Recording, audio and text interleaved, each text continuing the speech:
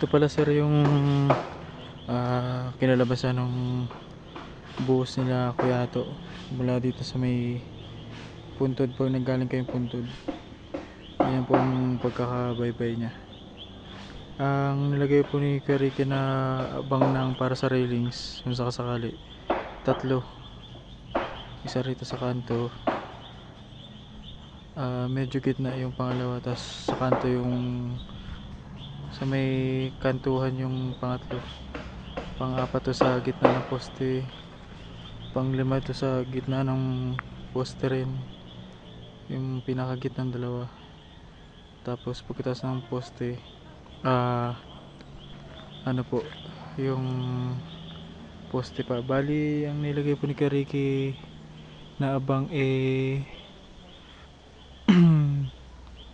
anim po.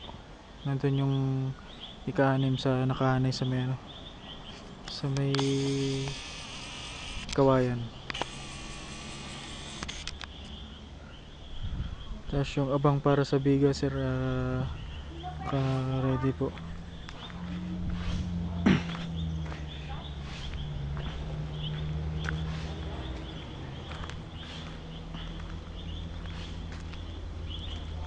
Ayan sir yung ano, ika-anim.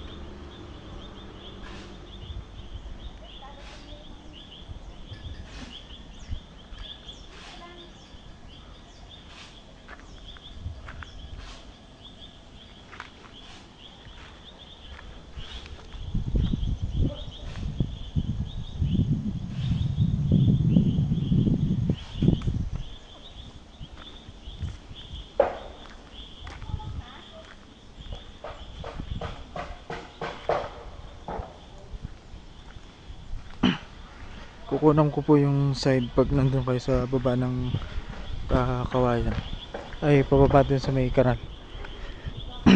Para alam niyo po yung, para may ideya po kayo kung gaano kataas pag nandito kayo sa may landing.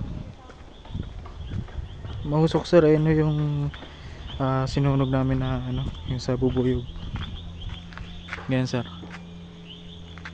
Sabi po ni Kuya Ricky kanina, tinanong ko, nasa 10 meters daw po ang taas nito pag mula din sa may pagbabagsakan ng tubig galing sa kanal hanggang dito sa taas, mga 30 feet po yung taas nya.